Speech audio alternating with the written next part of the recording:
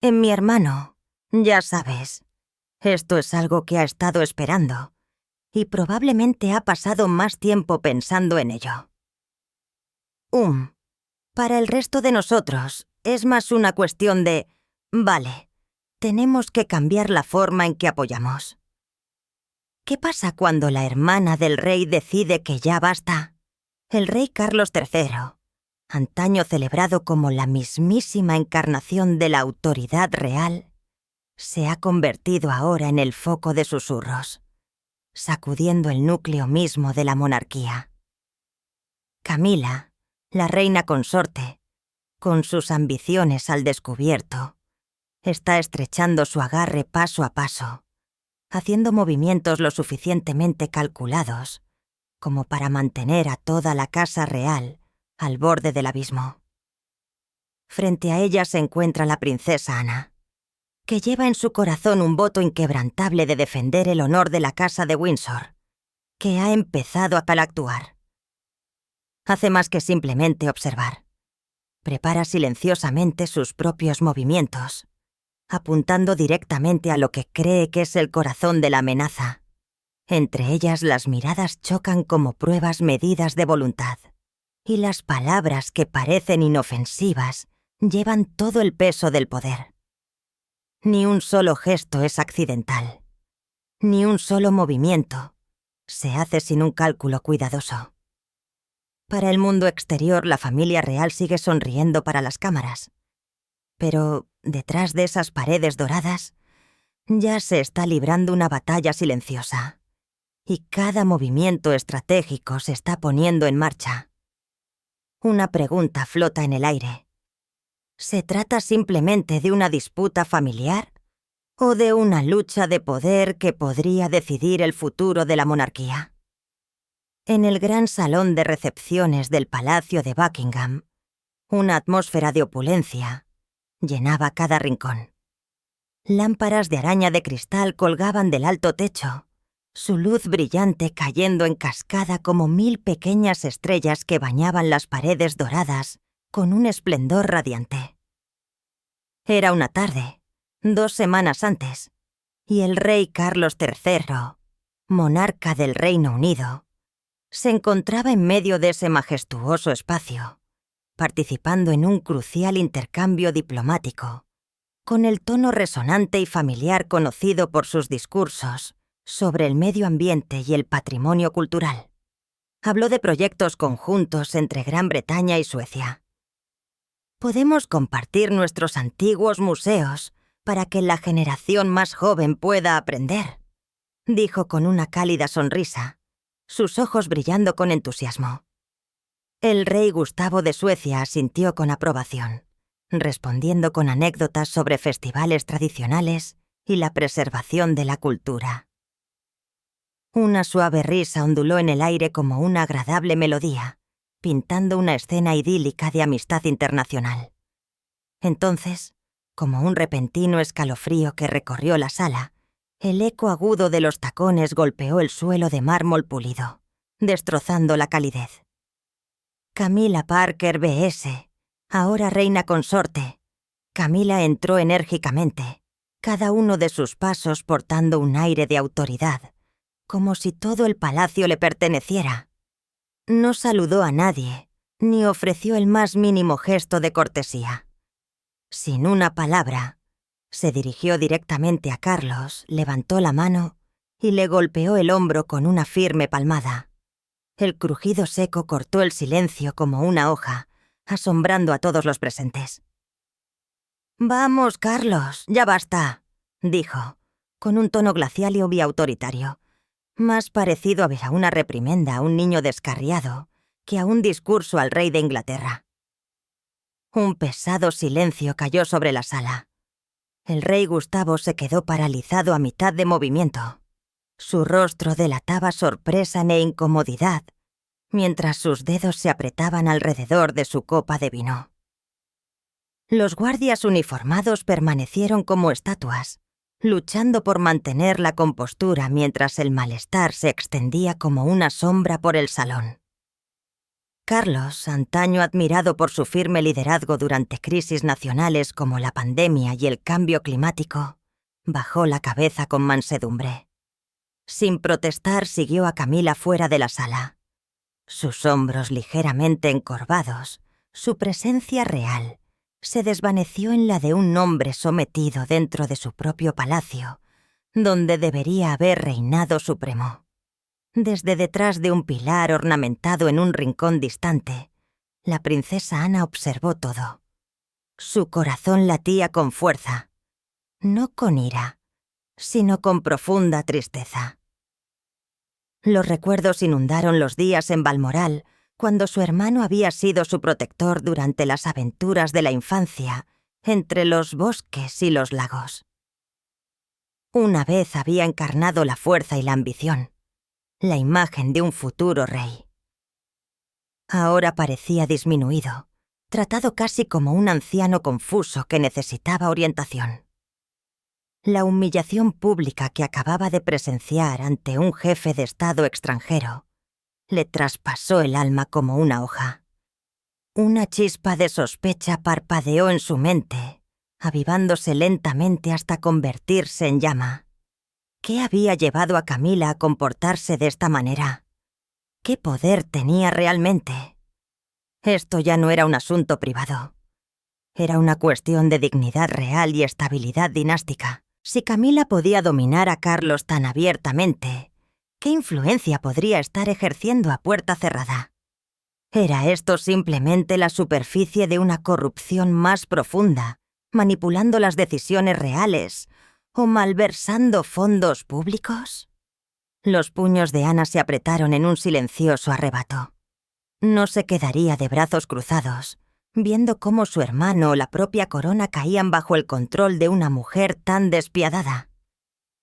Esa noche, el sueño la eludió. La luz de la luna se derramaba suavemente sobre sus aposentos en el Palacio de Kensington, pero su mente repasaba la escena de Carlos, inclinándose ante Camila. Las palabras de su madre resonaron en su memoria. El consejo privado de la reina Isabel II: debes proteger a tu hermano, Ana. El trono no es solo poder, es un deber con la historia. El recuerdo encendió un fuego dentro de ella. Sentándose erguida, sacó un viejo cuaderno de su cajón y empezó a registrar todos los incidentes que podía recordar. Momentos en los que Camila había silenciado a Carlos en las reuniones familiares. Decisiones abruptas tomadas aparentemente bajo su influencia. Al amanecer, bajo la pálida luz de Londres, Ana tenía un plan. Observaría, investigaría y, si fuera necesario, se enfrentaría. Una batalla silenciosa estaba comenzando. Una guerra de sombras dentro de los muros del palacio. Y Ana sabía una cosa con certeza. El Palacio de Buckingham, durante mucho tiempo, el emblema de la estabilidad, nunca volvería a ser el mismo. Este fue el acto de apertura de una saga mayor, una que revelaría manipulaciones ocultas, forjaría alianzas inesperadas y pondría a prueba el alma misma de la monarquía. Una semana después de la notoria escena diplomática en el Palacio de Buckingham, la realeza se enfrentó a otro compromiso de alto perfil, un evento benéfico televisado y a nivel nacional para niños que viven en la pobreza, transmitido en vivo por la BBC y otros medios importantes. El salón del Centro de Convenciones de Londres estaba lleno de color. Pancartas de niños sonrientes debajo del lema «Apoya el futuro», mientras que una suave música orquestal envolvía la sala en calidez y esperanza. Filas de asientos llenas de cientos de asistentes, desde líderes empresariales impecablemente vestidos hasta niños con ropa nueva y fresca. Carlos y Camila llegaron juntos, sonriendo como la imagen de una pareja real, impecable. Sin embargo, desde la fila reservada de la familia real, Ana, aún perturbada por el incidente de la hombrera, observó atentamente, catalogando cada movimiento detrás de la fachada pulida en la que ya no confiaba. A Camila se le había asignado el mostrador de servicio, un guiño simbólico a la humildad real, que sugería que incluso los privilegiados estaban dispuestos a servir. Con un vestido azul pálido y elegantemente cortado, con perlas brillantes bajo las luces, se veía serena y accesible para las cámaras. Los fotógrafos se alinearon, capturando el momento en que la reina consorte servía sopa para los primeros invitados con una sonrisa profesional. Luego, como si estuviera a punto de hacerlo, giró hacia Carlos a su lado. Su boca mantuvo su curva agradable, pero sus ojos emitieron una orden brusca. «Hazlo tú, les gustará más». Sus palabras pronunciadas lo suficientemente fuerte se deslizaron en un micrófono cercano y salieron a millones de espectadores. Carlos hizo una pausa durante varios segundos, con la mirada alternando entre su esposa y la fila expectante. El rey, que había dirigido a la nación a través de los trastornos, de repente pareció incierto, como si esperara una sanción. Por fin, exhaló en voz baja, dio un paso adelante, levantó el cucharón y empezó a servir. Las cámaras se acercaron. El monarca como un servidor ordinario, con las mangas del traje subidas, una sonrisa que no llegaba del todo a sus ojos. Estallaron los aplausos, pero Ana notó las miradas encubiertas, algunas teñidas de lástima, algunas seguidas de susurros, algunas tratando de ocultar sonrisas divertidas. De un rincón distante, vinieron un par de risitas ahogadas que la cortaron como cuchillos. Sus dedos se hundieron en el apoyabrazos, mientras reprimía la creciente furia, preguntándose por qué su hermano aceptaba tal indignidad. El programa avanzó sin problemas, con comentarios de beneficiarios y donantes por igual.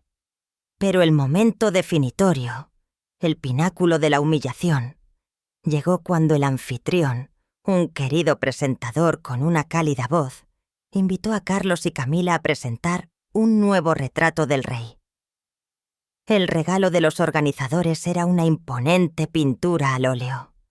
Carlos con toda su pompa, un símbolo de liderazgo inquebrantable. El público se calló, con los ojos fijos en el escenario. Carlos estaba de pie frente al lienzo cubierto, con la mano en el cordón. En lugar de continuar, miró a Camila, esperando claramente. La sala se tensó. El tiempo se detuvo en el segundero de un reloj invisible. Con un leve levantamiento imperioso de su ceja, permiso concedido, Carlos tiró del cordón. El retrato emergió, grandioso e impresionante. Sin embargo, el momento se había visto empañado por la visible comprobación del permiso, lo que provocó que millones de personas que veían desde sus casas se preguntaran sobre la verdadera fuerza detrás de la corona. El pecho de Ana se contrajo como en un vicio.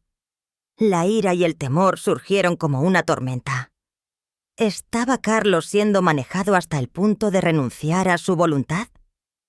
Recordó los rumores en línea sobre su salud, murmullos de deterioro cognitivo, incluso síntomas similares a los del Alzheimer. Pero Ana, de todas las personas, conocía la verdad. Su hermano no era intrínsecamente frágil. Estaba siendo dirigida por una mujer calculadora que había esperado décadas por esta influencia. Este no era un incidente aislado. Era la prueba de que Camila lo estaba convirtiendo lentamente en una marioneta. Si no se controlaba, el daño podría llevar a toda la casa real a la ruina. Esa noche, a la tenue luz de su estudio en el Palacio de Kensington, con una sola lámpara de escritorio proyectando un cono sobre montones de papeles, Ana convocó a un ayudante de confianza, un hombre alto que había servido a la familia durante más de 20 años. «Quiero todo sobre Camila», dijo, con voz tranquila pero inflexible. «Lo que ha hecho, con quién se ha reunido, sus tratos, cada detalle. Y rápido». Él inclinó la cabeza, comprendiendo lo que estaba en juego, y se deslizó en las sombras del pasillo. A solas, Ana pasó un pulgar sobre el anillo conmemorativo de su madre, un regalo de la reina Isabel, con la inscripción «Protege el legado». Su determinación se endureció. No solo estaba protegiendo a su hermano, estaba defendiendo la herencia de los Windsor del abuso invasor. La investigación encubierta había comenzado, y LH entendió que lo que desenterrara los llevaría hacia un ajuste de cuentas inevitable. Menos de una semana después de que Ana le hubiera dado a su ayudante de confianza la tarea secreta, el informe confidencial llegó a su escritorio. Llegó como un expediente grueso, sellado herméticamente, en un sobre de cuero marrón, con solo una nota escrita a mano, solo para la princesa Ana. Estaba sentada sola en sus aposentos privados en el Palacio de Kensington, con la puerta doblemente cerrada, con cortinas pesadas corridas para evitar miradas curiosas. La tenue luz de las velas sobre la mesa de nogal parpadeaba contra su rostro, sus sombras reflejando la tormenta de inquietud que se elevaba dentro de ella. Con manos ligeramente temblorosas, rompió el sello y sacó el contenido. Su corazón latía con fuerza mientras pasaba las páginas, las cifras y los documentos brillando bajo la luz vacilante como espadas. Cada uno cortando más cerca de la verdad que había temido todo el tiempo. La primera sección expuso las acciones de Camila al llevar a su hermana Annabel Elliot al círculo íntimo real como asesora no oficial. El informe describía varias reuniones de estrategia de alto nivel sobre diplomacia y finanzas reales, a las que asistió Annabel, a pesar de no tener un título formal ni autorización. Ana escaneó las actas mecanografiadas, su mirada congelada en las líneas donde Annabel daba opiniones sobre las asignaciones de fondos para proyectos de renovación del palacio, como si fuera un miembro legítimo de la corona. «¿Cómo pudo pasar esto?», murmuró Ana, con los dedos enrollados alrededor del papel. Recordaba bien a Annabel, la misma mujer que una vez fue contratada como diseñadora de interiores para el ducado de Cornwall. El título de Camila cuando Carlos todavía era príncipe, ganando un generoso salario con dinero público. Ahora, esa misma mujer estaba sentada en las salas de toma de decisiones, dando forma a la política real. La rabia surgió en el pecho de Ana, obligándola a respirar profundamente para estabilizarse. Esto no era simplemente favoritismo o extralimitación. Era una infiltración en el núcleo sagrado de la monarquía donde solo la sangre de los Windsor tenía alguna influencia legítima. La siguiente sección golpeó aún más cerca de casa. Detallaba cómo Laura López, la hija de Camila de su primer matrimonio con Andrew Parker B.S., había sido incluida silenciosamente en varias funciones reales cerradas, incluida una cena privada en el Palacio de Sandringham, en honor al legado de la reina Isabel II. Tales reuniones estaban tradicionalmente reservadas para los familiares de Windsor o dignatarios oficiales donde la inclusión de cada huésped seguía un protocolo estricto. Ana, de viaje en un compromiso benéfico en el extranjero esa noche, no había asistido. Sin embargo, el informe contenía fotografías de archivos de seguridad internos. Laura sentada junto a Camila en la mesa principal, vestida con un llamativo vestido carmesí, hablando íntimamente con los principales asesores reales como si hubiera nacido en ese círculo. El sitio hizo que el estómago de Ana se tensara, Lo que una vez fue un límite familiar ceremonial, ahora se estaba desdibujando deliberadamente. Pero la sección final, las revelaciones financieras, la dejaron tambaleándose. Según el informe, se habían redirigido 25 millones de dólares estadounidenses de fondos reales para adquirir propiedades rurales en Wiltshire, no para servicio público o restauración, sino para uso privado de Camila. La propiedad principal era Rey Mill House, la residencia de Camila desde hace mucho tiempo, comprada después de su divorcio, que ahora se está expandiendo en un gran complejo. El informe describió meticulosamente cada transacción. Transferencias bancarias encubiertas, contratos de empresas fantasma para terrenos colindantes e incluso más gastos por parte del propio Carlos Millones, más para comprar casas cercanas con el pretexto de protección de la seguridad. Sin embargo, la investigación rastreó parte de esta financiación hasta las oficinas donde Annabel había trabajado, lo que sugiere su posible participación en su aprobación. El expediente continuó con un detalle aún más impactante. Camila había requisado numerosas obras maestras de la colección real, parte del Tesoro Artístico Nacional de 7.000 piezas de Gran Bretaña, que contiene obras de Rembrandt, Van Gogh y otros maestros para decorar Rey Mill House. Estas obras de arte en fideicomiso público ahora adornaban su propiedad privada como si fueran adornos personales. Las manos de Ana temblaron mientras hojeaba los resguardos de autorización, cada uno con la firma en bucle de Camila. «Esto es un robo». Ana siseó entre dientes, disfrazado de privilegio real. Se desplomó en su desgastada silla de cuero, con el rostro ensombrecido por la luz de las velas. Los pensamientos sobre su hermano giraban.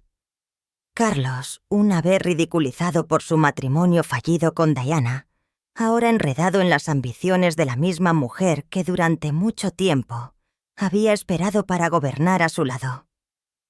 Recordó sus llamadas nocturnas, su voz cansada vacilando antes de cada frase. «Ana, ¿qué piensas de esto?» Camila dice que en ese momento había ignorado el tono de sumisión en sus palabras. Ahora entendía que había sido una advertencia. Lo que tenía antes sí podría encender el mayor escándalo que la monarquía había visto desde la tragedia de Diana. Sin embargo, Ana no actuó precipitadamente. Sabía que el palacio de Buckingham era un laberinto de susurros, un movimiento en falso, y sus intenciones serían descubiertas. Necesitaba un plan, deliberado, cuidadoso, respaldado por aliados en los que pudiera confiar sin duda. Alcanzando, extinguió cada vela una por una hasta que la oscuridad llenó la habitación. Solo el anillo de su madre, un regalo grabado con «Protege el legado», brilló débilmente en la penumbra. Su resolución era absoluta. Ya no era solo una hermana defendiendo a un hermano, era una guardiana de la propia corona. Y mientras el palacio dormía, la verdadera guerra por el legado de los Windsor acababa de comenzar.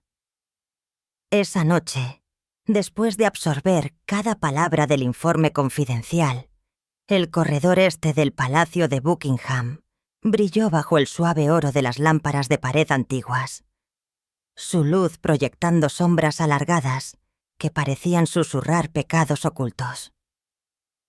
Ana caminó con determinación, su largo abrigo arrastrándose detrás de ella, agitándose ligeramente en la corriente de aire de una ventana abierta.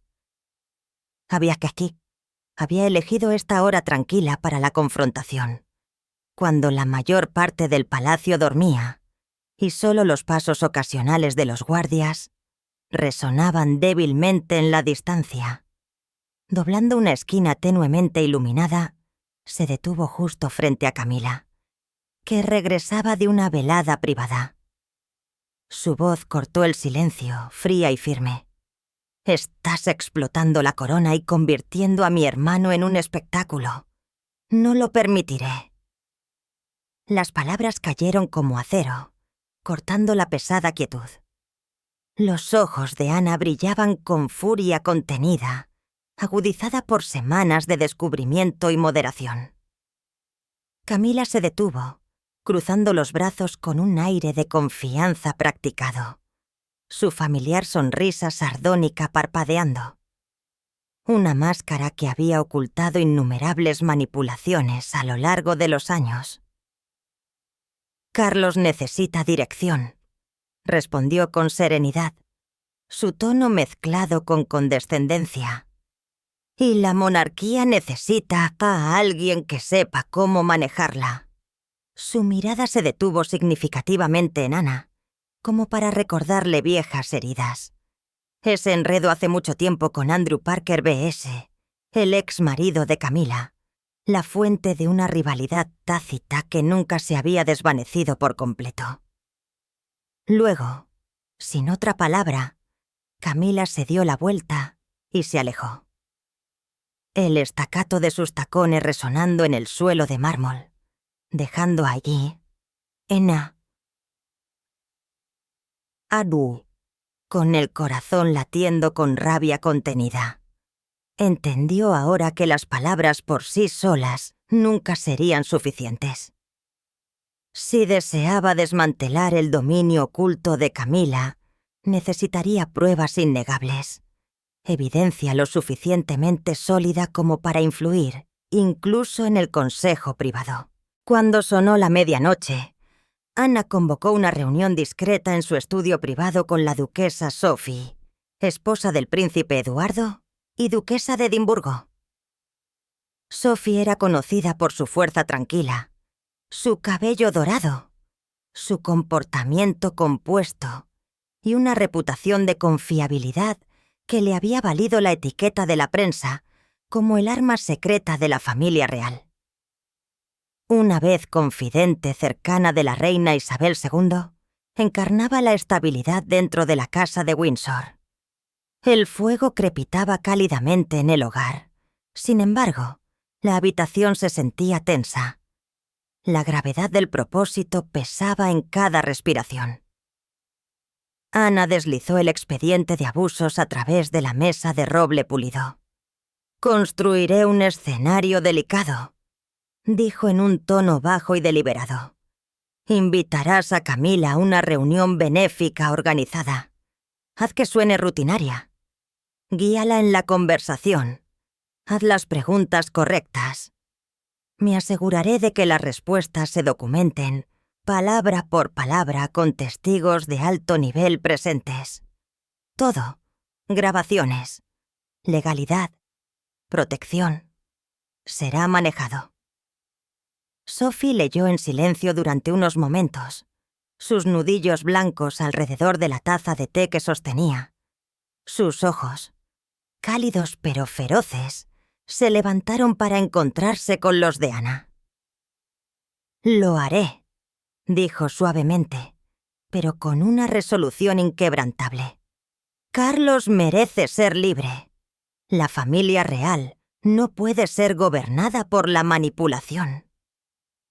Recordó su propia inquietud durante las ocasiones en que Camila claramente se había extralimitado, guiando sutilmente las declaraciones o decisiones de Carlos, y su lealtad tanto a Ana como a la difunta reina dirigió su compromiso. El plan comenzó a tomar forma como un mecanismo bien calibrado, una invitación cuidadosamente redactada para atraer a Camila. Testigos creíbles de círculos de confianza, dispositivos de grabación discretos ocultos en la decoración y, finalmente, la presentación de evidencia innegable ante el consejo privado. Por primera vez en semanas, Ana sintió un rayo de esperanza, una tenue luz que atravesaba la densa niebla de la desesperación.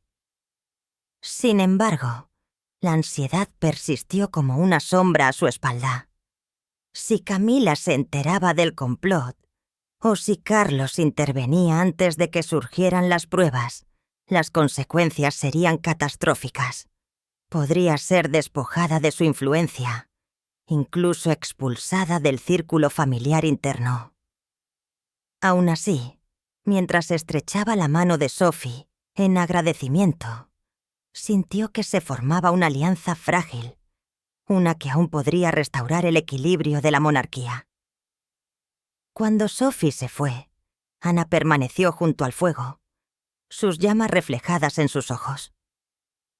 Repasó el plan en su mente, consciente de que cada movimiento a partir de este momento era una apuesta de alto riesgo. Los pasillos de Buckingham podrían haber estado en silencio esa noche, pero dentro de ellos ya había comenzado una guerra por el alma de la corona. 3 días después de que Ana y Sophie finalizaron su estrategia, se envió una carta a Camila, meticulosamente elaborada en papel oficial real, estampado con el escudo de los Windsor. La nota, firmada por la propia Sophie, invitaba a la reina consorte a una reunión preparatoria para la próxima inauguración de un nuevo centro benéfico en Londres, una iniciativa de alto perfil destinada a apoyar a los niños empobrecidos, una causa cercana al corazón de la monarquía. La redacción era formal pero amigable, desarmante en su simplicidad. Se espera que Su Majestad pronuncie el discurso de apertura, y nos sentiríamos honrados si la reina consorte pudiera compartir sus ideas con respecto al contenido del discurso. No había nada en el tono que despertara sospechas. Para cualquier observador, era simplemente otro compromiso en el calendario real. Confiada y aficionada a dirigir tales eventos, Camila aceptó sin dudarlo. No tenía ni idea de que esta reunión aparentemente rutinaria era en verdad una trampa cuidadosamente tendida, una elegante maniobra diseñada por Ana para exponer su sutil dominio sobre el trono.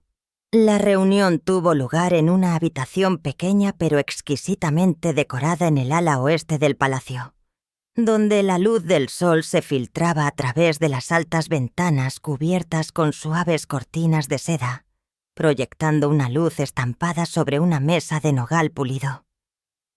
El aire contenía el tenue aroma del pulimento de cera de abejas y las flores frescas. Rosas blancas dispuestas en un jarrón antiguo de porcelana en el centro. Oculto dentro de ese jarrón había un dispositivo de grabación discreto, su lente invisible debajo de los pétalos, listo para capturar cada palabra. La propia Ana se mantuvo fuera de la vista, observando desde una habitación oculta cercana para evitar alertar sobre sospechas. En su lugar, había colocado a 3 testigos de confianza, 2 oficiales de protocolo veteranos, servidores leales de la corona durante más de 30 años, y un secretario del Consejo Privado, un hombre de mirada aguda presentado simplemente como el tomador de notas, aunque en verdad era el confidente de Ana, elegido por su silencio y dominio del procedimiento real. Sophie presidió la reunión con gracia y aplomo, su profesionalismo tranquilo envuelto en un suave vestido color crema y una sonrisa practicada. Comenzó con una conversación suave, ofreciendo té y galletas para establecer un tono relajado, como si no fuera más que una discusión rutinaria. Los oficiales se sentaron rectos, con los bolígrafos preparados, mientras que el secretario revisaba sus papeles, observando discretamente a Camila. La reina consorte entró con su firma de autoaseguramiento envuelta en un vestido de diseñador verde esmeralda, sus joyas brillando bajo la luz de la lámpara de araña. Tomando su asiento, cruzó los brazos casualmente sobre la mesa, sus ojos recorriendo la habitación con un dominio tranquilo. Sophie abrió la discusión, tocando la lista de invitados esperados, el calendario del evento y finalmente el próximo discurso del rey. Entonces llegó el momento decisivo.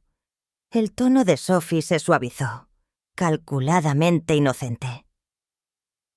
Hemos preparado un borrador del discurso de Su Majestad centrado en la educación de los niños. ¿Prefiere que mantengamos el texto tal como está o tal vez lo ajustemos ligeramente para reflejar mejor su orientación? La pregunta aterrizó precisamente donde Ana había previsto, en el instinto de Camila de controlar cada palabra pública de Carlos. Un silencio descendió. Cada mirada se volvió hacia la reina consorte. Camila se enderezó, una sonrisa de complicidad tirando de sus labios. Sin pausa, dijo: «Yo decidiré. Dirá lo que yo le diga que diga». Sus palabras cortaron el aire, resonando con arrogancia y certeza. Una confesión de control sin reservas. El silencio que siguió fue casi físico. Los oficiales de protocolo intercambiaron miradas atónitas. Sabían bien que por tradición, ni siquiera una reina consorte podía reclamar autoridad sobre la voz del soberano. El secretario del Consejo Privado inclinó la cabeza, su bolígrafo corriendo por la página para preservar el momento textualmente. Sophie mantuvo la compostura, su expresión amable, pero por dentro su pulso se aceleró con un triunfo silencioso. La trampa había surgido a la perfección. En la habitación contigua, Anna escuchaba a través de sus auriculares. Las palabras ardían en sus oídos. Su corazón latía con fuerza. Podía sentir la oleada de reivindicación elevándose en su pecho. Apretó los puños, su rostro iluminado por el suave brillo de la luz de la grabadora. La evidencia era perfecta. La propia admisión de Camila presenciada por funcionarios reales, documentada sin lugar a dudas. Pero Ana no se permitió la indulgencia de la victoria. Se quitó los auriculares, con los ojos fijos, susurrando en voz baja: «Esto es solo el principio, Camila». Más tarde, Sophie dejó la reunión con una calma impecable, enmascarando su satisfacción detrás de despedidas educadas. Momentos después, se reunió con Ana en un corredor apartado en lo profundo del palacio. No se necesitaron palabras. Intercambiaron un abrazo breve y firme, un pacto tácito entre dos mujeres unidas por la lealtad y el propósito. El primer golpe había aterrizado, sí, te crees sacado. El siguiente decidiría el destino de la corona. 2 días después, Ana envió un comunicado urgente al Consejo Privado, solicitando una sesión de emergencia a puerta cerrada con el pretexto de un problema crítico, relacionado con el protocolo real y la autoridad del rey. La reunión debía tener lugar en una cámara discreta en lo profundo del ala norte del Palacio de Buckingham. Una sala sombría cubierta de roble oscuro, sus paredes revestidas con retratos al óleo de monarcas ya desaparecidos. No habría prensa, ni invitados, solo los miembros de alto rango del Consejo, los guardianes constitucionales de la integridad de la corona junto con el rey Carlos, la princesa Ana y un círculo selecto de asesores legales confidenciales. La atmósfera era tensa, casi ceremonial en su gravedad. Los apliques de pared tenues proyectaban una luz tenue sobre la mesa pulida, iluminando rostros tensos por la aprensión. Carlos se sentó a la cabeza, su postura rígida, con los dedos entrelazados como si agarrara el peso de los siglos. Frente a él, Ana estaba de pie compuesta con un vestido azul marino a medida, su expresión firme, pero su pulso latiendo bajo el exterior tranquilo. A su señal, el secretario del Consejo presionó play. La voz de Camila llenó el silencio, clara, dominante, inconfundible. «Yo decidiré. Él hablará como yo le diga». Las palabras detonaron en el aire como un cañonazo. La conmoción se extendió por la mesa. Algunos miembros se quedaron helados a mitad de la respiración. Otros intercambiaron miradas incómodas y algunos murmuraron en voz baja. El oficial de protocolo superior, presente como testigo jurado, se levantó para verificar la autenticidad de la declaración, confirmando la fecha, el escenario y el contexto, con una voz temblorosa que delataba su conciencia de la magnitud del momento. Ana dio un paso adelante. Su tono era firme, resonante, imbuido de fuego contenido cuando comenzó a revelar el expediente completo. Expuso el patrón de extralimitación de Camila, la inclusión de su hermana Annabelle Elliot en discusiones reales confidenciales, la asistencia no autorizada de Laura López a la cena conmemorativa de la reina Isabel II y, lo más condenatorio de todo, la apropiación indebida de 25 millones en fondos reales para la propiedad privada de Camila. Ray Milhouse, completo con rastros financieros, firmas y registros de préstamos de arte de la colección real. Cada prueba se presentó metódicamente, formando una narrativa irrefutable de manipulación y uso indebido. Cuando el último documento aterrizó sobre la mesa, Anna respiró hondo. Su voz tembló, no por debilidad, sino por la tensión de la verdad retenida durante demasiado tiempo. Si alguien puede hablar públicamente por el rey, dijo, su mirada recorriendo el consejo. Si alguien puede convertirlo en una marioneta ante los ojos del mundo, entonces, ¿qué propósito tiene el trono en sí mismo? La pregunta cortó el silencio como una espada. Carlos no dijo nada. Sus ojos se bajaron brevemente a sus manos entrelazadas, luego se levantaron hacia su hermana. Por un instante lo vio. Un destello de claridad, de comprensión silenciosa, tal vez incluso gratitud. Era la mirada de un hombre que despertaba de un largo y desorientador hechizo. Su silencio fue su consentimiento. El consejo privado se retiró para una deliberación a puerta cerrada, que duró más de una hora. Detrás de las puertas de roble, las voces subían y bajaban, el peso de la tradición presionando cada palabra. Cuando finalmente emergieron, el veredicto fue unánime. Camila debía ser excluida de todas las reuniones estratégicas reales, despojándola de cualquier influencia directa sobre asuntos estatales o diplomáticos. Todos los gastos financieros de los fondos reales requerirían a partir de ahora tanto la aprobación explícita del rey como la supervisión de un consejo financiero independiente con informes transparentes para evitar mayores abusos. Un representante designado por el consejo acompañaría a Camila en cada compromiso público, un sistema de supervisión discreto pero firme. La decisión, aunque cuidadosamente redactada, fue absoluta. El reinado informal de Camila había terminado y recibió el resultado sin celebración. Asintió una vez solemnemente, como reconociendo el costo de la victoria. El alivio la recorrió, atemperado por el conocimiento de que esto era solo un indulto, no un final. Cuando salió de la cámara, los largos pasillos de Buckingham se extendieron ante ella, resonando débilmente con los pasos de la historia. A través de una ventana distante, Londres brillaba bajo las luces nocturnas, tranquila, vasta, indiferente.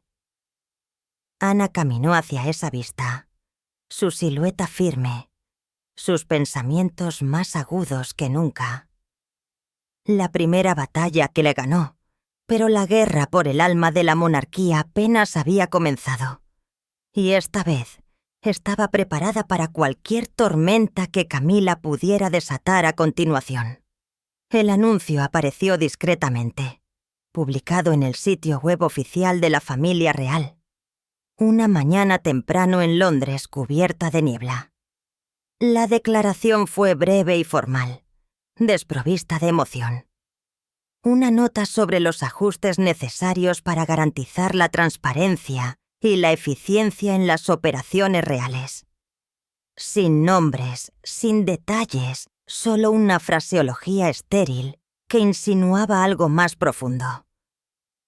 Pero dentro del Palacio de Buckingham, donde los pasillos dorados resonaban con susurros y los retratos ancestrales parecían observar en silencio, todos entendieron lo que realmente significaba. Los guardias intercambiaron miradas de complicidad durante sus rondas. Los cortesanos murmuraban en voz baja a puerta cerrada.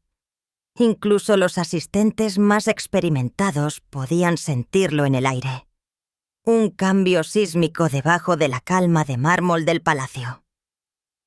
Los rumores se extendieron rápidamente por todos los pasillos, desde las abarrotadas salas del personal hasta los grandes salones de la familia real. Y en el centro de cada conversación susurrada estaba Camila, una vez intocable, ahora el tema de un escrutinio silencioso. En las semanas siguientes los cambios sutiles se volvieron innegables. Carlos comenzó a resurgir, no como un hombre eclipsado, sino como un monarca, redescubriéndose a sí mismo. En una ceremonia conmemorativa para veteranos en la abadía de Westminster, se paró frente a la multitud con compostura y convicción. Su voz, profunda y resonante, llenó la antigua nave, sin los familiares destellos de vacilación, que una vez lo traicionaron. Habló de deber, coraje y recuerdo, ganando aplausos atronadores que resonaron a través de los techos abovedados de la abadía. Por primera vez en años, parecía un rey al mando. En un evento benéfico en el Hospital Infantil Great Ormond Street, Carlos se movió entre los pacientes y el personal con una fácil confianza, estrechando manos, inclinándose para hablar con los niños. Su risa genuina. Los reporteros también lo notaron. The Times lo llamó un despertar silencioso de la autoridad real, mientras que The Guardian lo describió como un rey, recuperando su voz. La transformación fue sutil pero profunda. El soberano ya no buscaba permiso para liderar. Camila todavía Sulala, en público, permaneció compuesta. Su sonrisa tan pulida como siempre, pero sus ojos delataban lo que sus labios ocultaban. El brillo desafiante se había ido, reemplazado por una compostura tensa. En una recepción para diplomáticos extranjeros, se mantuvo un poco apartada, su silencio conspicuo, donde una vez se habría interpuesto, guiado o corregido. Un representante del consejo privado ahora la acompañaba en todo momento. Una mujer vigilante cuya tarea era documentar, observar y asegurar. Camila se mantuvo dentro de los límites recién establecidos por decreto. A puerta cerrada, Camila debió sentir que el cambio se acercaba, el frío aislamiento de la influencia escapándose. Ya no es libre de dirigir las decisiones reales. Ya no puede aprobar los gastos. Estaba en esencia rodeada.